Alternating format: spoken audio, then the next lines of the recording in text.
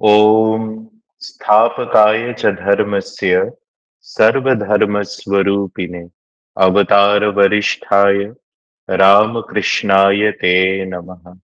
जननीं शारदां देवीं रामकृष्णं जगद्गुरुं पादपद्मे तयो श्रित्वा प्रणमामि मुहुर्मुहुः।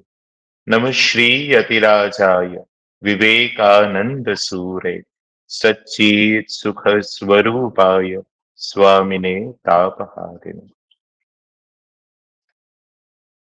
ভগবান শ্রী রামকৃষ্ণদেব, শ্রী শ্রী মা শারদা দেবী, স্বামী বিবেকানন্দকে ভক্তিপূর্ণ প্রণাম নিবেদন করি।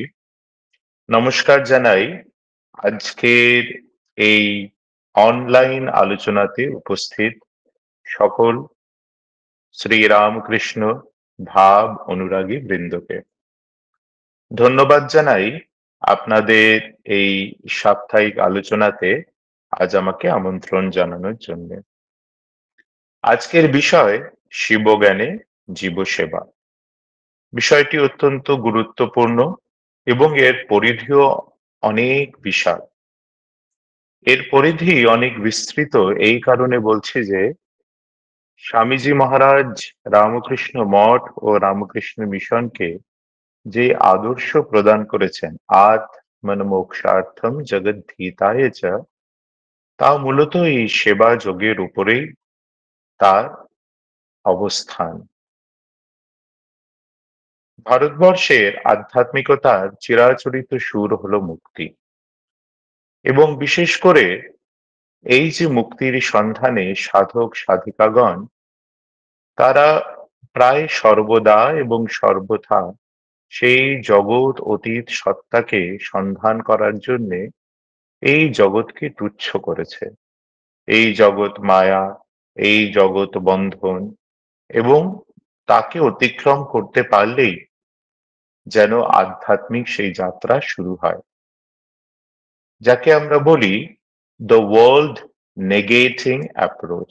একটি নকারাত্মক ভাব নিয়ে সেই সাধনা করা হয় অধিকাংশ সময় আমরা দেখতে পাই। কিন্তু বাস্তবের দিকে যদি আমরা দৃষ্টি দিই, বিশেষ করে আমাদের দিকে যদি আমরা দৃষ্টি দিই, তাহলে আমরা দেখব যে সেই জগৎ অতীত সত্তার সেই চিরন্তন যে সন্ধান রয়েছে, সেই পথের পথিক তো আমরা হতে চাই, কিন্তু এই সংসারের সঙ্গে এই জগতের সঙ্গে সম্পূর্ণভাবে সকল বন্ধন ছেদন করা আমাদের পক্ষে অসম্ভব। তাই স্বামীজি মহারাজ তিনি সেবা যোগকে যুগ ধর্মরূপে প্রতিষ্ঠা করলেন। অবতার তিনি যুগে যুগে আসেন, যুগে যুগে এসে তিনি যে বাণী শেখান তা সবসময় নূতন হয় না। বাণী সেই এক, এবং সেই বাণী হলো যে ঈশ্বর এর সন্ধান মনুষ্য জীবনে করা যায়, এবং তাকে খোঁজার নানান পথ রয়েছে। এই নানান পথগুলি যুগ অনুসারে অবতার নূতন নূতন ভাবে শিখিয়ে দেন। সেই একই রীতি অনুযায়ী বর্তমান যুগের অবতার ভগবান শ্রী রামকৃষ্ণ দেব তিনি এই যুগের মানুষের জন্য উপযোগী ভাবে সেই চিরন্তন যে লক্ষ্য রয়েছে তাকে পাবার পথ বলে দিয়ে গিয়েছেন, যাকে বলা হচ্ছে দ্য ওয়ার্ল্ড অ্যাফার্মিং অ্যাপ্রোচ। ঈশ্বর যদি একমাত্র সত্তা হন, ব্রহ্ম যদি একমাত্র অস্তিত্ব হন, তাহলে এই জগৎ তো ঈশ্বর ব্যতিরিক্ত হতে পারে না। এই যে সংসার, তা তো ব্রহ্ম ব্যতীত হতে পারে না। খালি প্রয়োজন হলো এই জগতের মধ্যে, এই সংসারের মধ্যে যে ঈশ্বর, যে ব্রহ্ম, তা যেন লুকিয়ে আছেন, তাকে খুঁজে পাওয়া। এই খুঁজে পাওয়ার নামই হলো যুক্ত হওয়া, যাকে যোগ বলা হয়। ভগবান শ্রী রামকৃষ্ণ দেব এর জীবনে একটি অত্যন্ত গুরুত্বপূর্ণ ঘটনা আমরা তার জীবনী শ্রী শ্রী রামকৃষ্ণ লীলা প্রসঙ্গে খুঁজে পাই। ঘটনাটি বহুল প্রচলিত, আপনাদের সকলেরই জানা। শ্রী শ্রী ঠাকুর দক্ষিণেশ্বরে তার ঘরে ছিলেন। কিছু ভক্ত আছেন, বৈষ্ণব ধর্ম নিয়ে আলোচনা হচ্ছে এবং শ্রী শ্রী ঠাকুর বললেন বৈষ্ণব ধর্মের মূল তিনটি কথা হলো নামে রুচি, বৈষ্ণব সেবা ও জীবে দয়া। এই জীবে দয়া এই শব্দ দুটি বলার পরে শ্রী শ্রী ঠাকুর তিনি সমাধি ভূমিতে উত্তীর্ণ হলেন এবং কিছুক্ষণ পর সেই সমাধি থেকে বুদ্ধিত হয়ে শ্রী শ্রী ঠাকুর তিনি বললেন জীবে দয়া এবং বললেন না, জীবে দয়া নয়, শিব জ্ঞানে জীব সেবা। সেই ঘরের মধ্যে অনেকেই ছিলেন, তারা এটি শুনলেন, কিন্তু তারা বিশেষ করে তাৎপর্য তারা গ্রহণ করতে পারলেন না। সেই ঘরের মধ্যে অনেকের মধ্যে ছিলেন নরেন্দ্রনাথ দত্ত, ভবিষ্যতে স্বামী বিবেকানন্দ। স্বামী বিবেকানন্দ এই কথাগুলি শুনে যেন এক নতুন আলোক দেখতে পেলেন। স্বামী শারদানন্দজি শ্রী শ্রী রামকৃষ্ণ লীলা প্রসঙ্গে লিখছেন যে স্বামীজি মহারাজ এই কথা শুনে ঘরের বাইরে এসে উচ্ছ্বসিত হয়ে সকলকে বললেন যে আজ শ্রী শ্রী ঠাকুরের কথায় এক নতুন আলোক খুঁজে পেলাম। শ্রী শ্রী রামকৃষ্ণ লীলা প্রসঙ্গে বিশদ ভাবে স্বামীজি সেই কথাগুলির উল্লেখ আছে।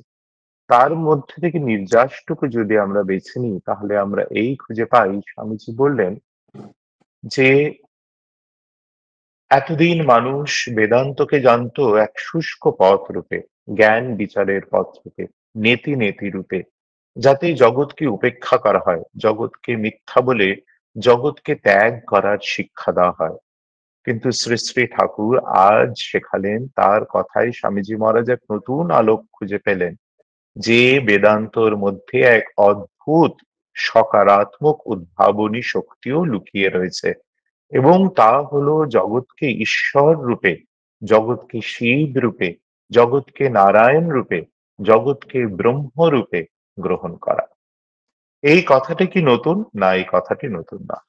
আমাদের শাস্ত্রে বারবার এই কথাটি বলা হয়েছে। উপনিষদে বারবার আমরা পাই সর্বম খলু ইদম ব্রহ্ম, যা কিছু তাহা সমস্তই ব্রহ্ম। ঈশ উপনিষদে আমরা পাই তার প্রথম যে মন্ত্র তাতেই রয়েছে ঈশাবাস্যম ইদম সর্বম, এই যা কিছু রয়েছে ইদম সর্বম ঈশাবাস্যম, তা ঈশ্বরের দ্বারা, দিব্যতার দ্বারা তা ওতপ্রোত হয়ে রয়েছে। আমাদের মহাবাক্যের মধ্যেও মানুষের মধ্যে নিহিত যে দিব্যতা রয়েছে তার কথা বলা হয়েছে। অহম ব্রহ্মাস্মি, আমি ব্রহ্ম, তত্ত্বমসি, তুমিও তাই। এই কথাগুলি কিন্তু আমাদের শাস্ত্রে উদ্ঘোষণার সঙ্গে বলা হয়েছে। কিন্তু নানান সময়ে যুগ প্রয়োজনে আচার্যরা এসে এই কথাগুলির উপরে তেমন করে হয়তো জোর দেননি, বা যেমন করে সকারাত্মক ভাবে স্বামীজি মহারাজ বর্তমান যুগে এটি ব্যাখ্যা করেছেন ও আমাদের শিখিয়েছেন তেমন করে হয়তো বলা হয়নি। স্বামীজি মহারাজকে ভগিনী নিবেদিতা একবার জিজ্ঞাসা করছেন যে শঙ্করাচার্য বলছেন একের মধ্যেই সত্য রয়েছে, বুদ্ধ বলছেন যে বহুত্বের মধ্যে সত্য রয়েছে, এদের মধ্যে কে ঠিক? এবং তখন স্বামীজি বললেন কি দুইজনেই তাদের আঙ্গিক থেকে ঠিক। এবং শ্রী শ্রী ঠাকুর এবং আমি এখন এইটি শেখাতে এসেছি যে এই এক এবং বহু একই সত্যের বিবিধ প্রকাশ। স্বামীজি বলছেন যে মানুষ সে মিথ্যা থেকে সত্যে উপনীত হয় না, সে নিম্নতর সত্য থেকে উচ্চতর সত্যে উপনীত হয়। শ্রী শ্রী রামকৃষ্ণ লীলা প্রসঙ্গে প্রারম্ভে স্বামী শারদানন্দজি স্বামী বিবেকানন্দের অনন্য প্রবন্ধ হিন্দু ধর্ম ও শ্রী রামকৃষ্ণ এটি সংযোজন করেন। সেটি যদি আমরা অভিনিবেশ সহকারে পাঠ করি তাতে স- স- স্বামীজি মহারাজ তিনি অবতার তত্ত্ব ব্যাখ্যা করছেন। তিনি বলছেন যে এই মনুষ্য সভ্যতার যাত্রায় যুগে যুগে মানুষ তার যে চিরন্তন লক্ষ্য মনুষ্য জীবনে তাহা ভুলে যায় এবং অবতার যুগে যুগে আসেন সম্ভবামি যুগে যুগে নতুন করে তাকে শিখিয়ে দিতে। ইতিহাসে এই যে বারংবার অবতারের আবির্ভাব এবং সমাজের উপর তার যে প্রভাব, তা যদি আমরা পুঙ্খানুপুঙ্খভাবে চর্চা করি তাহলে আমরা দেখব যে যেমন করে ইতিহাস এগিয়ে চলেছেন, যুগে যুগে যেমন করে অবতার আসছেন, সেই অবতারের ক্রম পরম্পরায় যেই অবতার পরবর্তীকালে এসেছেন, তিনি অধিক থেকে অধিকতর শক্তি তিনি প্রকাশ করেছেন। এবং যেন মানব সভ্যতার এই যে আধ্যাত্মিক আদর্শ রয়েছে, এক অবতার থেকে আরেক অবতারে তার অধিক থেকে অধিকতর উত্তরণ হয়েছে। সেইভাবে বর্তমান যুগের অবতার ভগবান শ্রী রামকৃষ্ণ দেবের জীবন ও বাণীতে পূর্ববর্তী সকল অবতারের, সকল বাণীর, সকল শিক্ষার, সকল আদর্শে এক পূর্ণতর রূপ তা প্রকাশিত হয়েছে। এটি অবতার তত্ত্বের নিয়ম, রীতি, এবং সেই রীতি অনুযায়ী বর্তমান সময়ে ভগবান শ্রী রামকৃষ্ণদেব পূর্ববর্তী সকল অবতারে যা শিক্ষা রয়েছে তাকে পূর্ণতর রূপ দিয়েছেন। সেই ঘটনায় যদি আমরা ফিরে যাই, সেই ঘটনায় যে বৈষ্ণব ধর্মের শিক্ষার কথা বলা হয়েছিল, জীবে দয়া, তা ভগবান শ্রী চৈতন্য মহাপ্রভুর শিক্ষা। স্বামী বিবেকানন্দ সংস্কৃতে একটি পত্রে তিনি লিখছেন যে ভগবান শ্রী চৈতন্যদেব তিনি জীবে দয়া এটি শিক্ষা দিয়েছেন, এবং তিনি ছিলেন অচিন্ত ভেদা ভেদী, এবং সেই অচিন্ত ভেদাভেদ অনুযায়ী যা দ্বৈতবাদেরই এক প্রকাশ, সেখানে ঈশ্বর তিনি সর্বশক্তিমান এবং ঈশ্বর পূর্ণতর সত্য, এবং এই যে জীব সে ঈশ্বরের সাথে ওতপ্রোতভাবে যুক্ত, কিন্তু জীবের সম্পর্ক হলো কে জীব ঈশ্বরের দাস, জীব ঈশ্বর, জীব কখনো ঈশ্বর হতে পারে না। এই দৃষ্টি দিয়েই শ্রী চৈতন্য মহাপ্রভুর এই যে দর্শন রয়েছে, বাদ রয়েছে, তাকে স্বামীজি মহারাজ দ্বৈতবাদ বলেছেন। কিন্তু তিনি সেই পত্রে তারপরে উল্লেখ করছেন, কিন্তু আমাদের অদ্বৈতবাদ, আমাদের এই অদ্বৈতবাদে এক বই দুই নেই। সেই ঈশ্বর, সেই ব্রহ্মই তিনি জীব জগৎ রূপে প্রকাশিত হয়েছেন। সেখানে এক অদ্বিতীয় সত্তারই প্রকাশ। এবং সেই জন্য স্বামীজি সেখানে বলছেন কে বয়ম না দয়ামহে, বয়ম না দয়ামহে, তাই আমাদের দয়া নয়, আমাদের তো অদ্বৈত ভাব। বয়ম সেবামহে, এই সেবা যোগ অদ্বৈত ভাবের উপরে সম্পূর্ণরূপে প্রতিষ্ঠিত। এবং স্বামীজি মহারাজের সেই যে ব্যাখ্যা ছিল শ্রী শ্রী ঠাকুরের শিব জ্ঞানে জীব সেবা এই কথাটিতে, তাতে স্বামীজি মহারাজ পুঙ্খানুপুঙ্খভাবে বলছেন, তিনি আবিষ্কার করেছেন যে পরম্পরাগত যেই যোগের সাধনা পদ্ধতিগুলি রয়েছে, সেগুলি যেন যুগ ধর্মের রূপে মানুষ গ্রহণ করতে পারছে না। তারা শ্রদ্ধার সঙ্গে, বিশ্বাসের সঙ্গে সেই পরম্পরাগত যে শাস্ত্র রয়েছে, পরম্পরাগত যে শিক্ষা রয়েছে তাকে গ্রহণ করতে চাইছেন, কিন্তু কোনো কারণে বর্তমান যুগে মানুষের সেই সমস্ত সাধনা করার যে অধিকারিত্ব তা পরিবর্তিত হয়ে গেছে, লঘু হয়ে গেছে এমন করে হয়তো বলা যাবে না। কারণ বর্তমান সময়ে যুগবতার এসেছেন এবং তিনি যুগের জন্য যুগের মতন করে শিখিয়ে গেছেন। তারই কথা, নবাবী আমলের টাকা বাদশাহী আমলে চলে না। তাহলে কি এই শিবজ্ঞানী জীব সেবা এবং কিভাবে তা অদ্বৈত ভাবের উপর প্রতিষ্ঠিত, তা আমরা কিঞ্চিত চর্চা করার চেষ্টা করি। স্বামীজি মহারাজ এই যে সেবা তাকে পূজা বলেছেন। তিনি বলছেন পূজার থেকে কিছু কম বই এই নয়, শিব রূপী জীবের সেবা, নররূপী নারায়ণ সে সেবা। সেবা অর্থাৎ হলো পূজা। যেমন আমরা মন্দিরে গিয়ে প্রতিমাতে পূজা করি, তেমনি মানুষের মধ্যেই পূজা। এই কথা যা স্বামীজি মহারাজ বললেন, শ্রী শ্রী ঠাকুরও কিন্তু এই কথাটি বলেছেন। শ্রী শ্রী রামকৃষ্ণ কথামৃতেতে আছে, প্রতিমায় তার পূজা হয় আর জীবন্ত মানুষে তার তার পূজা হয় না? কথামৃতে এই কথাটি অত্যন্ত স্পষ্টভাবে রয়েছে।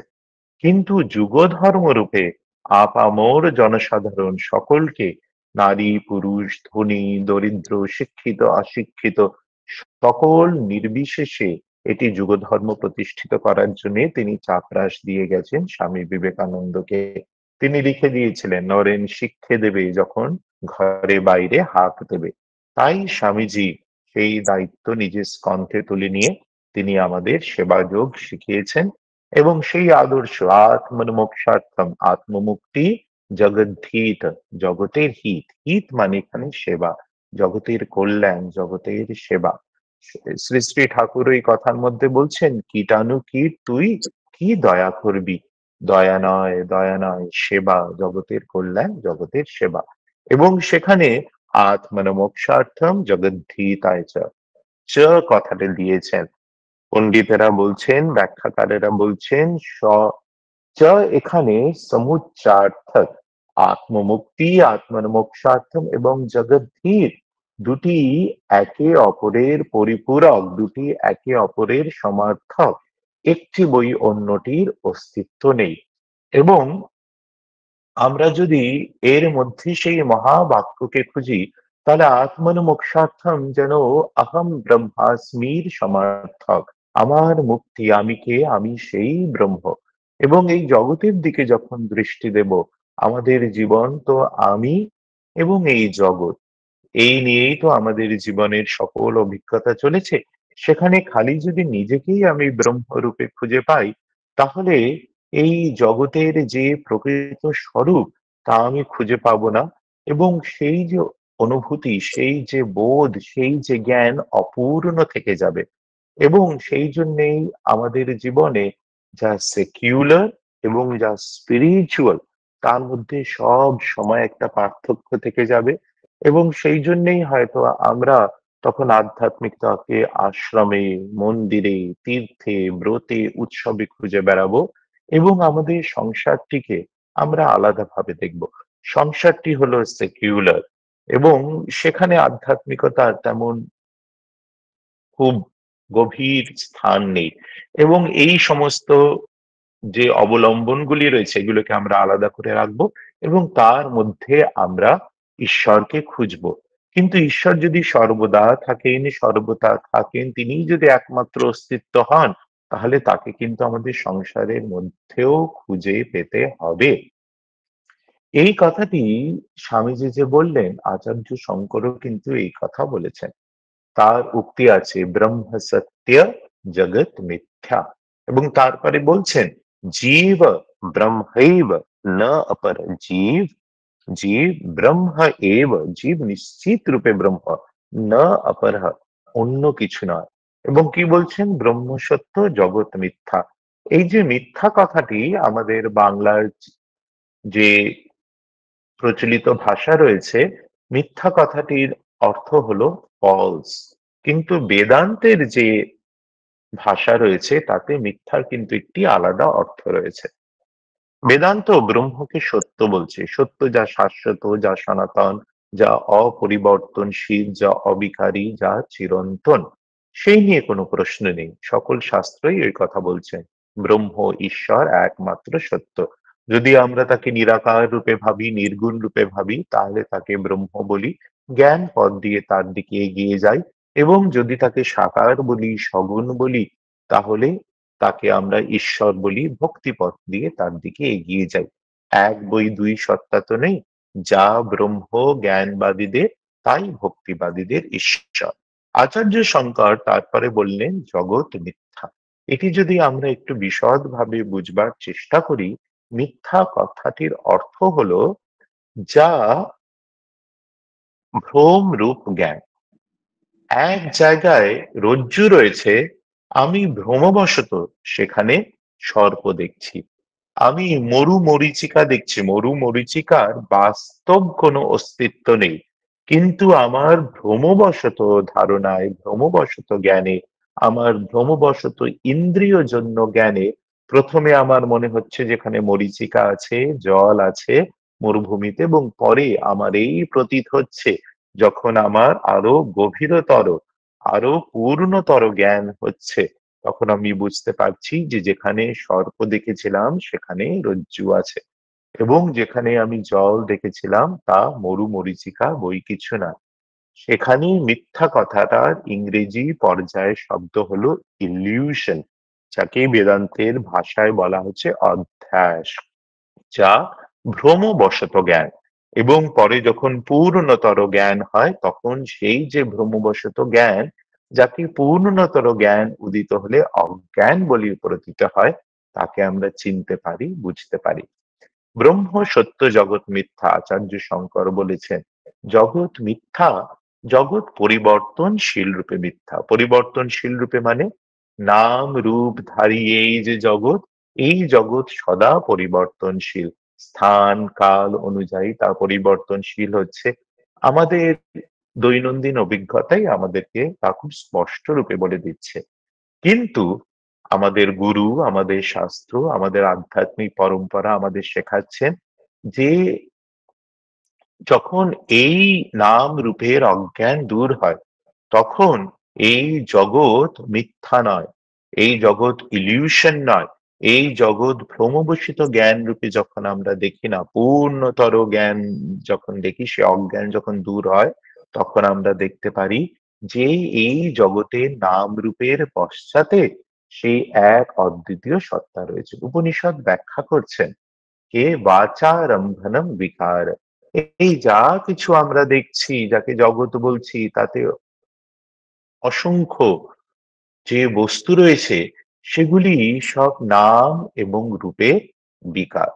যেন মাটি দিয়ে অনেক বস্তু তৈরি হয়েছে, অনেক মাটির পুতুল তৈরি হয়েছে, এবং সেই মাটির পুতুলগুলোকে কোনোটিকে আমরা হাতি বলছি, কোনোটিকে আমরা মানুষ বলছি, কোনোটিকে আমরা ঘর বলছি, এবং মূলত সেই নাম রূপের দৃষ্টি দিয়ে সেগুলো বিভিন্ন মনে হচ্ছে, মূলত কিন্তু সেই সবগুলোই একমাত্র মৃত্তিকা, এবং উপলব্ধিমান মানুষেরা সেটিকে উপলব্ধি করেছেন।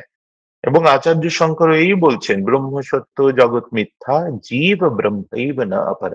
জগৎ যেমনি ব্রহ্মরূপ, তেমনি জীব ও ব্রহ্মরূপ।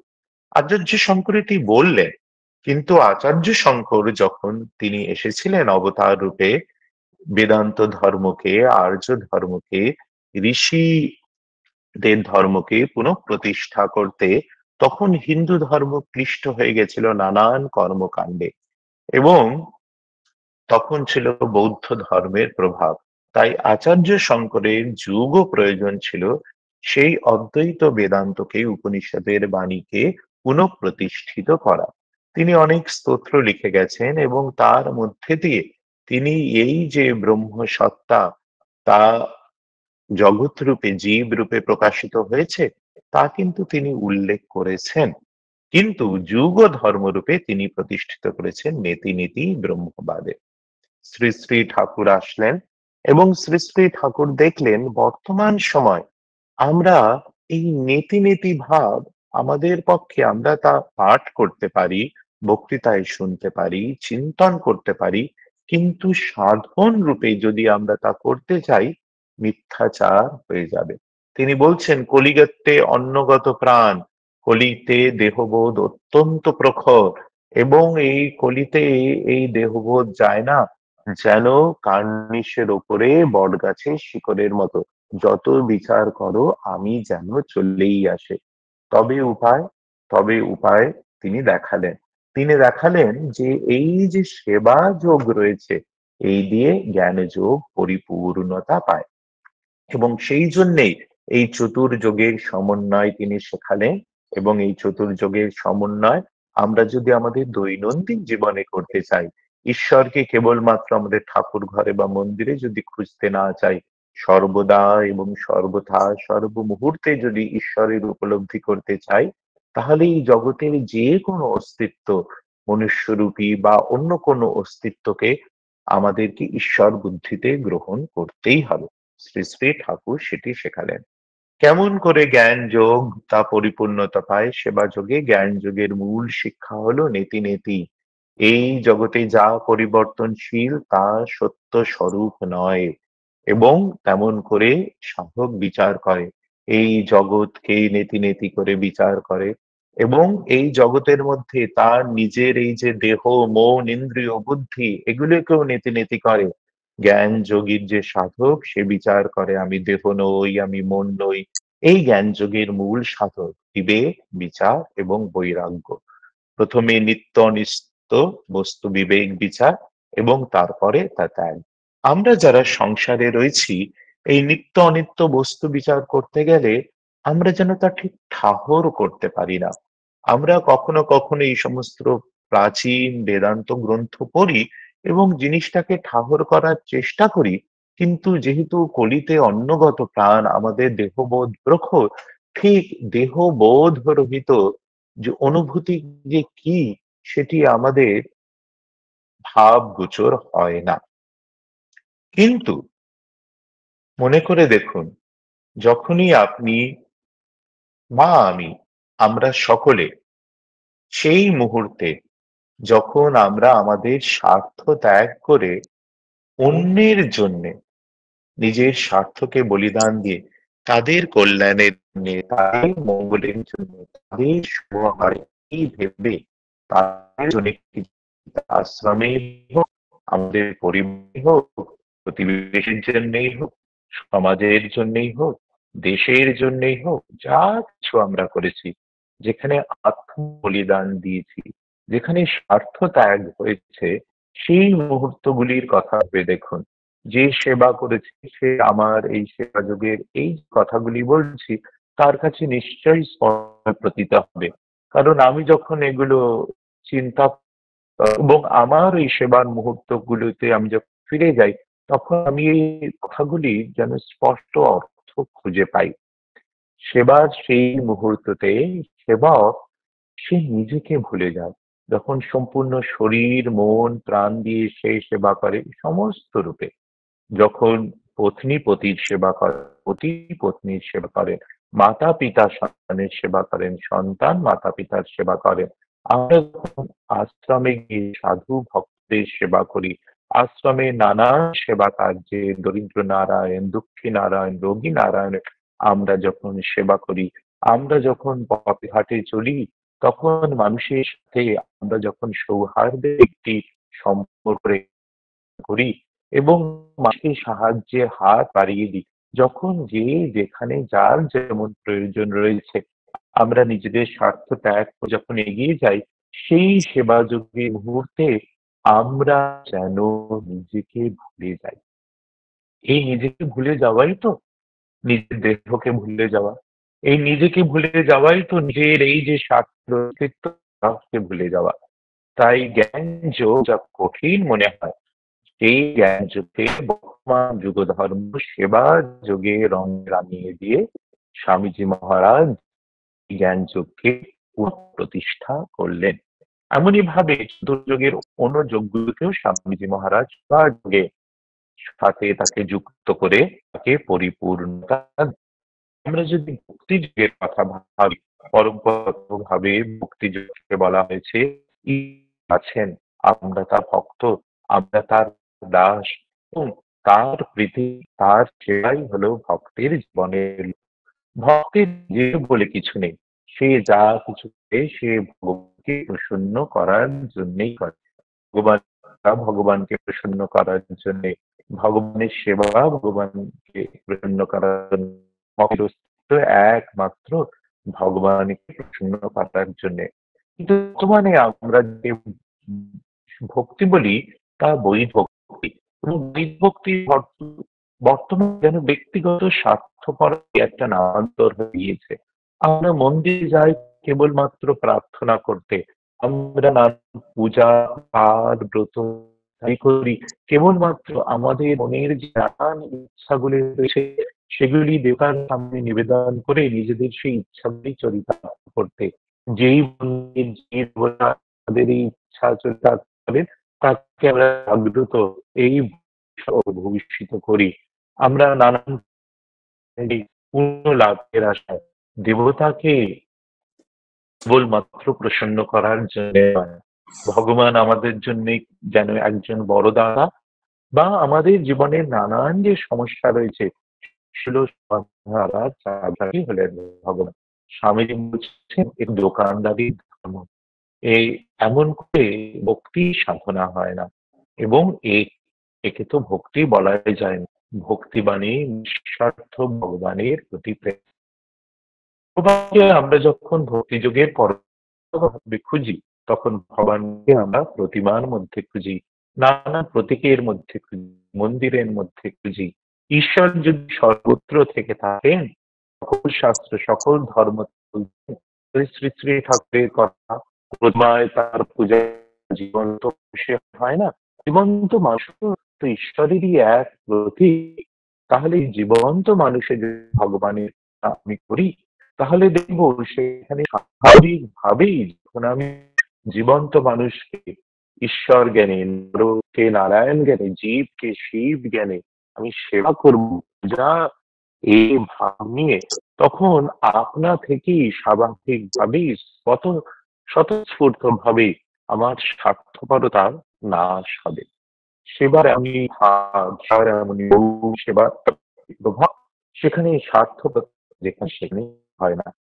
আবার ফিরে যান আপনার জীবনে সেই মুহূর্তগুলিতে, যেখানে কখনো না কোনো না কোনো সময় শ্রীরামকৃষ্ণ ভাবধারী সেবার আদর্শে বিশ্বাস করে আপনি সেবা করেছেন।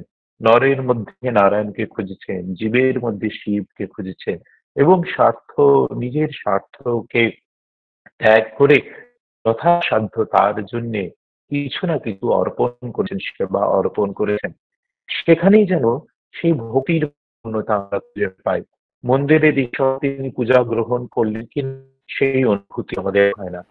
কিন্তু জীবন্ত নারায়ণ, জীবন্ত শ্রী, জীবন্ত ঈশ্বর যখন পূজা করি, তার সেই দৃষ্টি, তৃপ্তির দৃষ্টি, তার মুখে সেই যে স্মিত হাসি, তা যেন আমাদের পূজার পরিপূর্ণতা, ঠাকুর ঘরের মন্দিরের যে পূজা আমাদের পরিপূর্ণতা দেয় না, সেবা পূজার মাধ্যমে জীবন্ত মানুষের মধ্যে ঈশ্বরের সেই প্রসন্নতাকে আমরা খুঁজে পাই।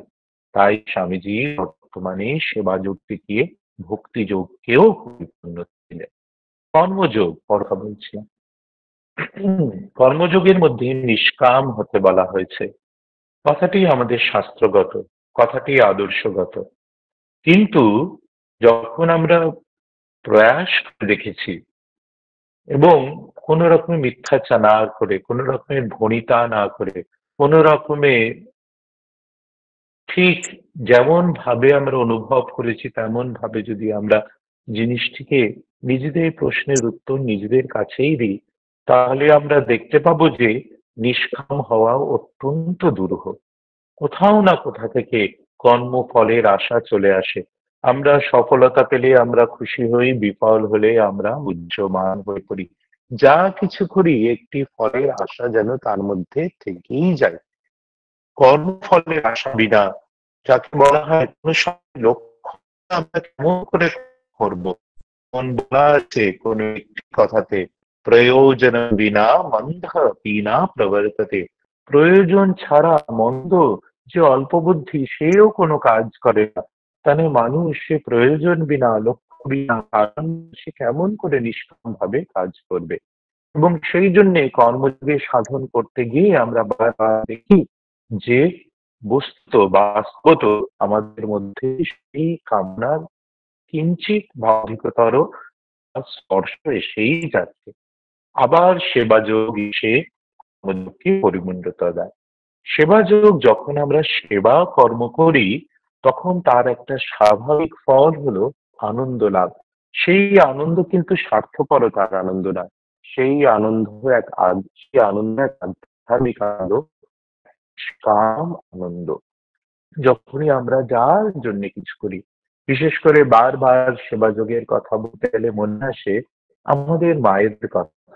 তারা যখন নিঃস্বার্থভাবে সন্তানের পরিচর্যা করেন, সন্তানের স্নেহেতে সকল কিছু করেন, তার সমস্ত কিছুর মধ্যে আমরা বাহ্যিক দৃষ্টিতে খোঁজ পাবো। মাকে যদি জিজ্ঞাসা করা হয়, তিনি কিন্তু কখনো বলবেন না আমি সন্তানের জন্য ত্যাগ করছি। তিনি তাতে মাতৃত্বের পরিপূর্ণতা খুঁজে পান। সেই ত্যাগের মধ্যে, সেই স্যাক্রিফাইসের মধ্যে তিনি আনন্দ খুঁজে পান। সেবাযজ্ঞের এই যে আনন্দ, তা যদি আমরা আমার সকল কাজের মধ্যে আনি, সকল কাজের মধ্যে নিজের এই যে অহংতা এবং মমতা, আমি এবং আমার, একটু ভাবে একটু কম করার আমরা চেষ্টা করি এবং কিছুটা যদি সজাগ ভাবেই ওর মধ্যে নিজের নিঃস্বার্থপরতার ভাবটি একটু জাগিয়ে তোলার চেষ্টা করি, এক অদ্ভুত আনন্দের আভাস খুঁজে পাবো। আমরা শিখবো কেমন করে কেবলমাত্র আশ্রমের সেবা নয়, আমাদের দৈনন্দিন জীবনের যা কিছু সেবা রয়েছে, সকল কিছু, যা কিছু কর্ম রয়েছে, তাকে সেবার রঙে রাঙিয়ে, সেবার আনন্দে তাকে পরিপূর্ণ করে আমরা কর্মযোগে যে নিষ্কাম সাধনা, সেটি আমরা আমাদের দৈনন্দিন জীবনে করতে পারি। এই সকল কথাগুলি বলছি, এগুলো কিন্তু কোনো বই পড়ে আমি বলছি না। আমি কিন্তু আমার সাধু জীবনে, সংঘ জীবনে বারবার এই কথাগুলি কিন্তু অকাট্য প্রমাণ পেয়েছি এবং সেই জন্যেই এটি আমার কাছে যেন সিদ্ধান্ত হয়ে গেছে। স্বামীজি মহারাজের এই যে সেবাযজ্ঞের যে নানান যে কথাগুলি, সেগুলি যখন আমি পড়ি, আমি তা এবং তার সাথে আমার জীবনের যে অভিজ্ঞতাগুলি মিলিয়ে দেখি, তখন বুঝি যে স্বামীজির এই যে যুগ কত পরিপূর্ণ, কত বাস্তব এবং কত সত্য। এবার রইল রাজ্য। রাজ্য পরম্পরাগতভাবে একাগ্রতার দ্বারা মনের চঞ্চলতাকে ধীরে ধীরে হ্রাস করে মনের যে পশ্চাতে যে অদ্বিতীয় সত্তা রয়েছে তাকে খুঁজে পাওয়া সমাধির মাধ্যমে। আমরা শ্রী শ্রী ঠাকুরের জীবনী, শ্রী শ্রী ঠাকুরের কথা পড়ে সমাধি আমাদের কাছে যেন একটা রোজকার শব্দ। আমরা যারা শ্রী শ্রী ঠাকুরের অনুরাগী, আমাদের অভিধানের মধ্যে সমাধি একটি অতি প্রচলিত শব্দ। শব্দ প্রচলিত হলেও সমাধি কিন্তু অত্যন্ত দুরূহ জিনিস। আমরা যখন ধ্যান করতে বসি, ধ্যান যোগ বা রাজযোগের সাধনা করতে বসি, তখন স্বভাবতই যে চেষ্টা করেছে সে বুঝেছে।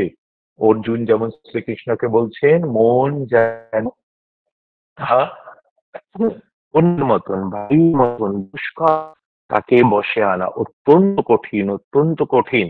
এবং দিনে ২ বার কেবলমাত্র তা আমরা করলাম, ১ ঘন্টা ১ ঘন্টা করে বিষ্ণু উপাসনা করলাম। বাকি ২২ ঘন্টার মধ্যে বেশিরভাগ সময় আমরা অত্যন্ত ব্যস্ত থাকি। মন সর্বদাই যেন বহির্মুখী রয়েছে। তার উপরে রয়েছে আমাদের বর্তমান টেকনোলজির প্রভাব। যা অত্যন্ত শৈশব থেকেই আমাদের জনসাধারণ সকলের মনকে বহির্মুখী করে রয়েছে।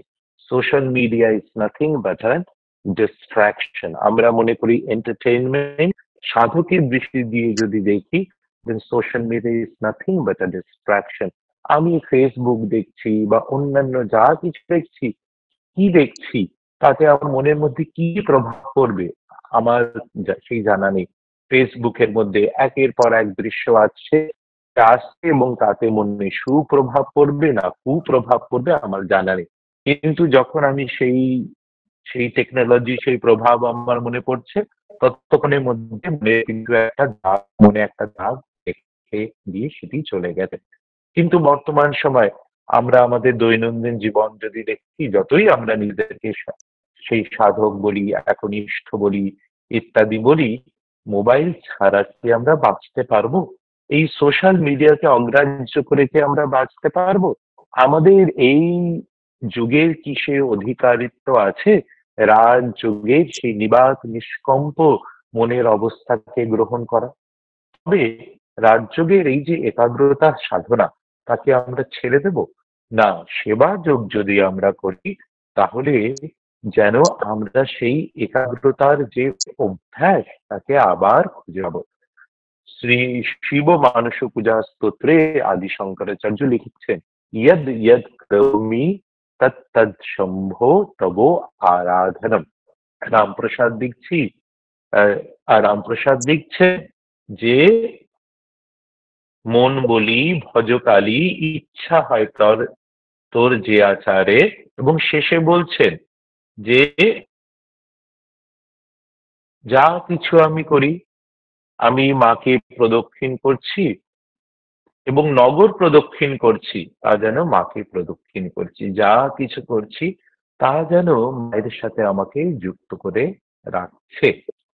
এবং সেই জন্যই শ্রী শ্রী ঠাকুরের কথা এই সন্দর্ভে যদি আমরা স্মরণ করি, ঠাকুর বলছেন যে চোখ বন্ধ করে তার ধ্যান হয়, আর চোখ খুলে তা হয় না। চোখ বন্ধ করে আমি কি চিন্তা করছি? আমি ঈশ্বরেরই তো চিন্তা করছি। কিন্তু অনেক সময় চোখ বন্ধ করে মনকে এই জগতে নানান বস্তু থেকে কুড়িয়ে আনতে গিয়ে আমরা শেষে ঈশ্বরের চিন্তা আর করে উঠতে পারছি না, সেই জগতেরই চিন্তা করছি। কারণ যখন আমি মনকে জগৎ থেকে কুড়িয়ে আনবার চেষ্টা করছি, পতঞ্জলির যোগসূত্র অনুযায়ী আমি প্রত্যাহার করার চেষ্টা করছি, জগতেরই তো চিন্তা একভাবে হচ্ছে। আমার মনে পড়ছে একজন এক জায়গায় ধ্যান শেখাচ্ছেন এবং তিনি বলছেন আমরা ধ্যান করব, উপস্থিত সকলে ধ্যান করতে রাজি। এবং যিনি শেখাচ্ছেন তিনি বললেন যে আপনাদের ধ্যানের বস্তু হলো যে একটি গোলাপ ফুল আছে, কিন্তু আপনারা সেটার চিন্তা করবেন না, এটি হলো ধ্যানের বস্তু। তাই অনেক সময় আধ্যাত্মিকতায় আমরা বৈরাগ্য সাধন করতে গিয়ে আমরা এই জগতেরই চিন্তা করে ফেলি। এই জগৎ অনিত্য, এই জগৎ মিথ্যা, এই জগৎ মায়া, ইত্যাদি ইত্যাদি করে চিন্তা কিন্তু সেই জগতেরই হচ্ছে। নকারাত্মক ভাবে আমরা সেই জগতেরই চিন্তা করছি। তাই শ্রী রামকৃষ্ণদেব শেখাচ্ছেন যত আমরা পূর্ব দিকে যাই আপনা থেকেই পশ্চিম দিক থেকে আমরা দূর হয়ে পড়ি। তাই তিনি বলছেন ঈশ্বরের চিন্তা করো, ঈশ্বরের চিন্তা করো, ঈশ্বরের চিন্তা করো। এবং এই যে সেবা যোগে কেবলমাত্র মন্দিরের ঈশ্বর নয়, কেবলমাত্র ঠাকুর ঘরের ঈশ্বর নয়, এবং কেবলমাত্র চোখ বন্ধ করে তার ধ্যান নয়, চোখ খুলেও তার ধ্যান করতে শেখাচ্ছেন। এমন যখন আমরা করি এবং চোখ খুলে যা কিছু দেখছি তা সকল কিছু যদি ঈশ্বরেরই প্রকাশ বলে আমরা মনে করি, তবে মন ধীরে ধীরে সেই ঈশ্বরেরই লিপ্ত হয়। মনের ধর্মই তা। মন যা চিন্তা করে, যেই রঙে মনকে রাঙানো হয়, মন সেই রঙেই রাঙাবে। এই জগৎকে দেখে যদি আমরা তাকে জগৎ বলেই দেখি, তাহলে মনে জগতের ছাপ পড়বে। এবং এই জগৎকে দেখে এই জগৎ ঈশ্বরময়, এই জগৎ নারায়ণময়, এই জগৎ শিবময়, গান আছে শিবময় এ সংসার ওরে জীব কি জানো না, সেই ভাবগুলি আমরা যদি অনুসরণ করি, বারবার নিজেদেরকে স্মরণ করাই, তবে আমাদের মন সেই রঙে রাঙিয়ে যাবে। এবং রাজযোগের কথিত যে একাগ্রতার সাধনা রয়েছে, রাজযোগের কথিত যে মনের এই জাগতিক চঞ্চলতা থেকে হ্রাস করার সাধনা রয়েছে, তা আমরা সেবা যোগের দ্বারা পরিপূর্ণ করব। কোথায় আমরা সেবা যোগের এক পরিপূর্ণ আদর্শ খুঁজে পাবো? আমি যখন সেবা যোগের একজন পরিপূর্ণ আদর্শ খুঁজতে যাই, যেমন করে এই সেবা যোগের আলোচনা আমরা করলাম, আমি শ্রী শ্রী মা সারদা দেবীর জীবনে এক পরিপূর্ণ আদর্শ খুঁজে পাই। শ্রী শ্রী মাকে আমরা তেমন ভাবে পরম্পরাগত ভাবে, যে আমাদের প্রাচীন শাস্ত্রীয় পরম্পরা ভাবে কর্মযোগের যে সাধন রয়েছে, জ্ঞানযোগের যে সাধন রয়েছে, ভক্তি যোগের যে সাধন রয়েছে, রাজযোগের যে সাধন রয়েছে, মায়ের জীবনে আমরা যা করি তেমন করে আমরা খুঁজে পাই না। কিন্তু মায়ের জীবনে আমরা দেখি সর্বদা এবং সর্বথা তিনি নিজের মধ্যে এবং জগতের সকলের মধ্যে তিনি ঈশ্বরকে খুঁজছেন, ঈশ্বরকে দেখছেন। তাই তো শ্রী শ্রী মা বলছেন শেষে দেখবে আমার মধ্যে যিনি, সকলের মধ্যে তিনি। আপনারা যারা এই প্রতিষ্ঠানের অঙ্গ, সারদাই নারী জাগরণে যারা অঙ্গ, আমি আমি নিশ্চিত শ্রী শ্রী মা সারদা দেবীর জীবন বাণী আপনাদের আদর্শ। এবং এই যে আজ শিবজ্ঞানী জীব সেবা নিয়ে কিঞ্চিত আলোচনা করলাম, সেবাযোগ কেমন করে আমাদের জীবনে সকল সাধনাকে পরিপূর্ণ দেয়, এবং সেই জন্যেই শ্রী শ্রী ঠাকুরের জীবন ও বাণী অবলম্বনে স্বামীজি মহারাজ তা আমাদেরকে শেখালেন, তা আমি আশা করি কিঞ্চিত এই চর্চার মাধ্যমে তা বোধগম্য হয়েছে। কিন্তু এটি কেবলমাত্র একটি সাপ্তাহিক অনলাইন আলোচনার চর্চার বস্তু হয়েই যদি শেষ হয়ে যায়, এবং অনেক সময় আমরা চর্চা করি এবং শ্রোতারা এসে একটি কথাই বলেন যে মহারাজ খুব ভালো লাগলো। ভালো লাগার জন্য তো কথাগুলি বলা নয়, শ্রবণের জন্য নয়, মননের জন্য। এবং কেউ এসে আজ পর্যন্ত, কত বক্তৃতাই দিলাম, কেউ এসে কিন্তু আজ পর্যন্ত একজনও বলল না যে মহারাজ এই কথাটি আমি এখন সাধনা করব। আমি কিন্তু কিছুটা দুঃখের সঙ্গেই এবং কিছুটা যেন ক্ষোভের সঙ্গেই বলছি যে যে বর্তমান সময়ে এই টেকনোলজির যুগে, এই ইউটিউবের যুগে এবং এই এই জুম হোয়াটসঅ্যাপের যুগে আলোচনা অনেক বেশি হচ্ছে, শ্রবণ অনেক বেশি হচ্ছে, মনন কতখানি হচ্ছে জানি না। আমরা খালি শুনে যাচ্ছি, কিন্তু এই যে কথাগুলি, এগুলো কিন্তু সাধনা করার কথা। সাধনা করলে কি হবে, আমাদের জীবনেই আমরা পরিপূর্ণতা খুঁজে পাবো, সেবার দ্বারা যোগ হবে এবং আমরা আমাদের জীবনের যে লক্ষ্য, মনুষ্য জীবনের লক্ষ্য, সেই পরম তত্ত্বে আমরা খুঁজে পাবো। এর থেকে আনন্দের তো আর কিছু নেই। তাই এই আলোচনা শেষে শ্রী শ্রী ঠাকুর, শ্রী শ্রী মা এবং স্বামীজি মহারাজের শ্রী চরণে প্রণাম নিবেদন করে এই প্রার্থনা করি, সেবা যজ্ঞের আজ এই যে আলোচনা করা হলো, যার পরিপূর্ণ আদর্শ শ্রী শ্রী মা সারদা দেবীর জীবনে আমরা খুব স্পষ্টভাবে খুঁজে পাই, সেটি যেন আমরা অনুসরণ করতে পারি, অনুকরণ করতে পারি। মাকে কেবলমাত্র পূজার আসনে মা কৃপা করো, মা দয়া করো যাতে না বলি, মায়ের সন্তান মায়ের মতন হবে। তাই আমরা যেন মায়ের মতন হতে পারি এবং মায়ের মতোই সেবাযজ্ঞে আমাদের জীবনে এনে আমরা যেন আমাদের মনুষ্য জীবনে পরিপূর্ণতা লাভ করতে পারি। ওম শান্তি শান্তি শান্তি। হরি ওম তৎসৎ। শ্রীরাম কৃষ্ণার্পণমস্তু।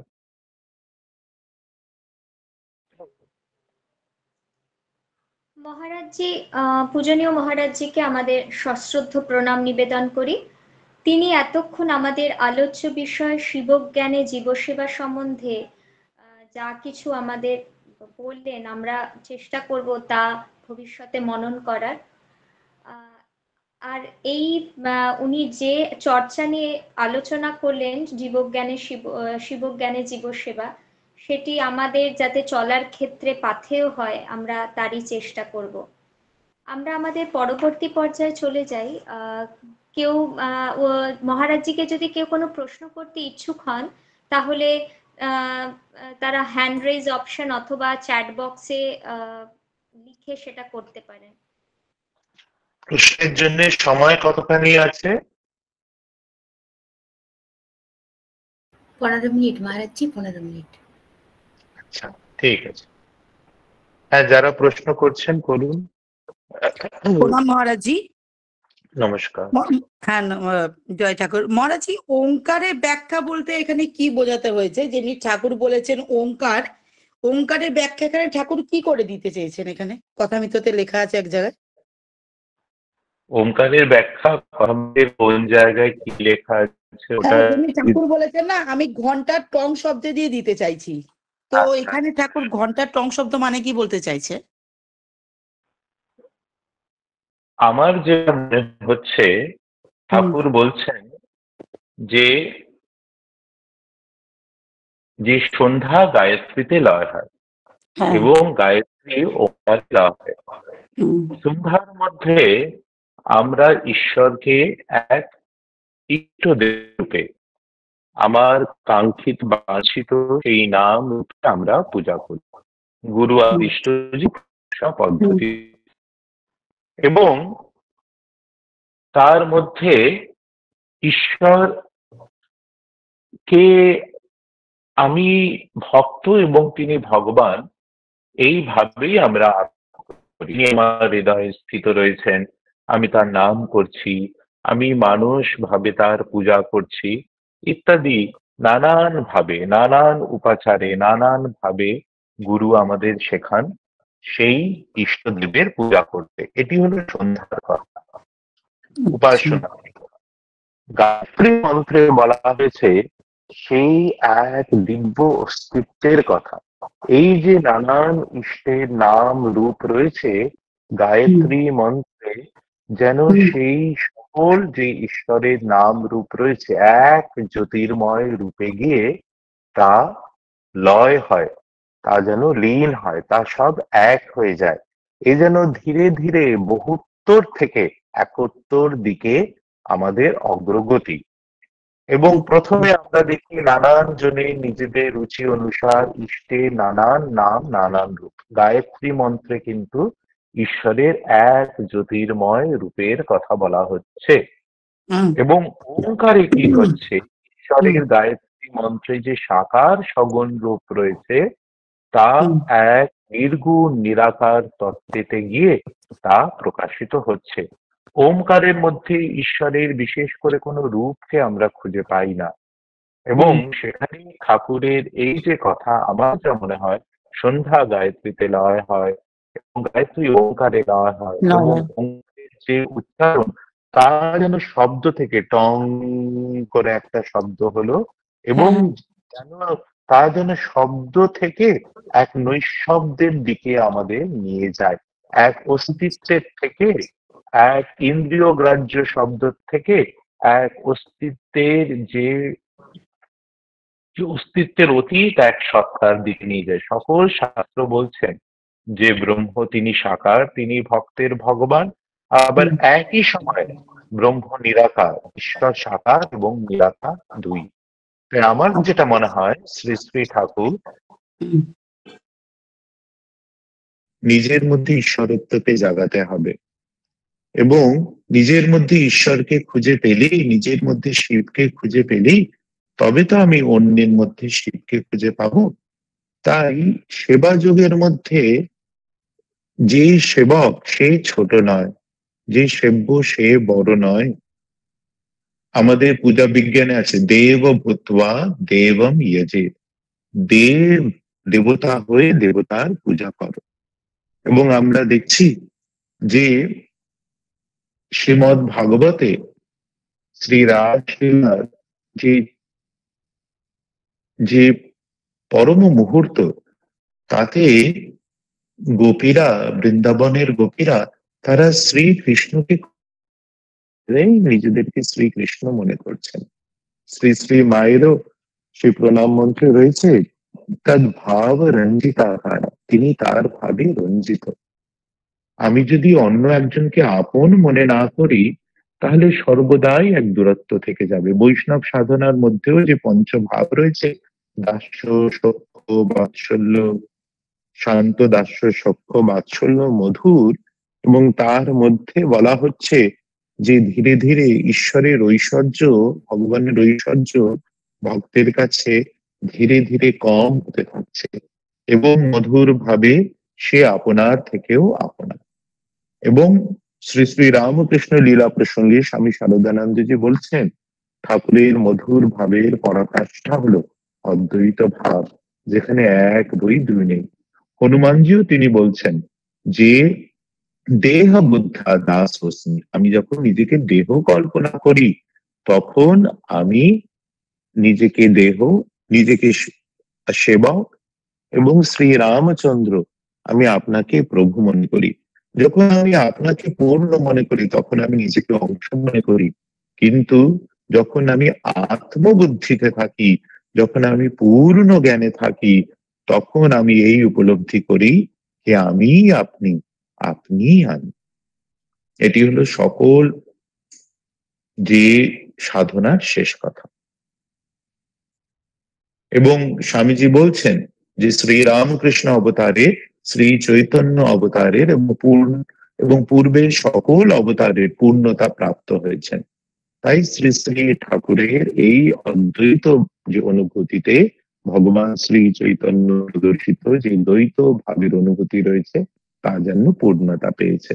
যারা শ্রী চৈতন্যের অনুযায়ী তারা হয়তো এ ভাব গ্রহণ করবেন না, তারা তাদের গুরু শাস্ত্র পরম্পরা অনুসারী তারা চলবেন, কিন্তু আমাদের পরম্পরায় স্বামীজি মহারাজের কথা অনুসারে আমরা এই চিন্তাটাকে এমন ভাবে আমরা গ্রহণ করতে পারি। এই আমার উত্তর। মহারাজজি খুব সুন্দর করে বুঝতে পারলাম। প্রণাম নেবেন।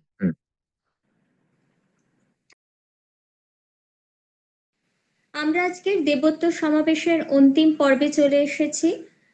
দেবোত্তর সমাবেশের সমাপ্তি সঙ্গীত নিবেদন করবেন শ্রদ্ধেয়া সুতপা ব্যানার্জি দিদি।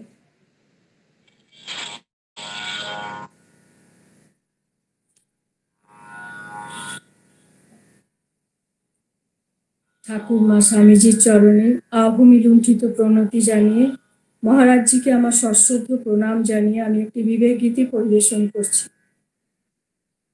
সপ্ত ঋষি এক ঋষি অরূপ তোমার মূরতি, গভীর ধ্যানে মগ্ন আছো, প্রণাম লহ বীর সন্ন্যাসী।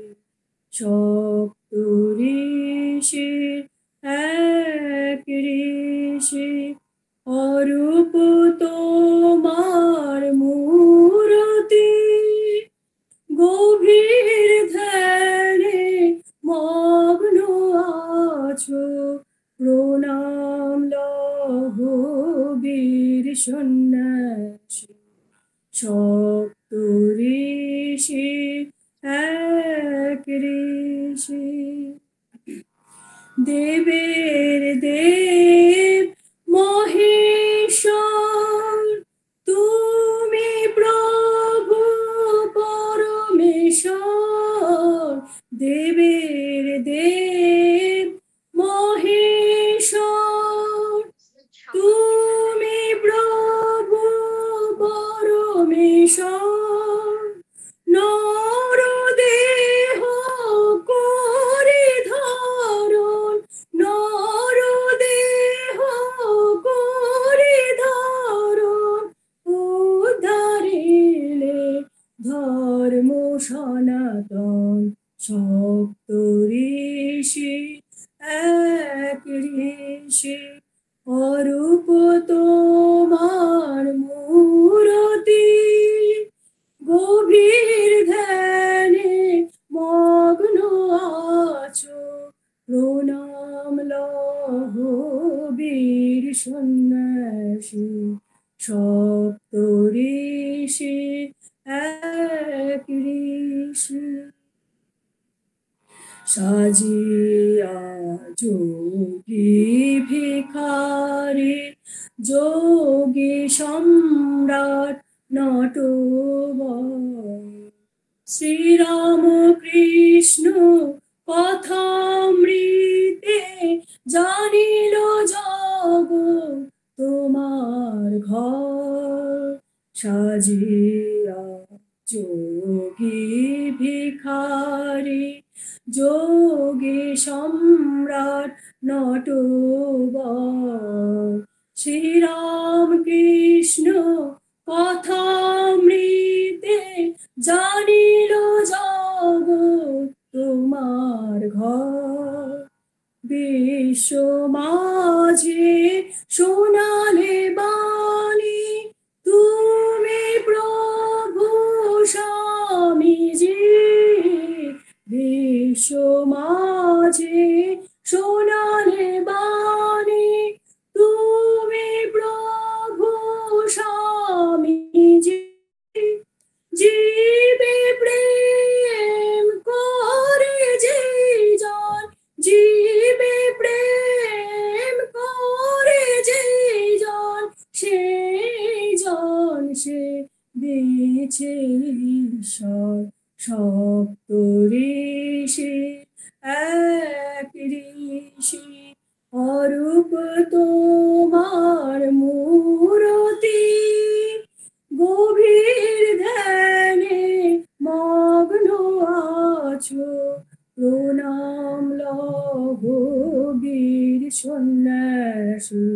সপ্ত ঋষি এক ঋষি, সপ্ত ঋষি এক ঋষি, সপ্ত ঋষি এক ঋষি।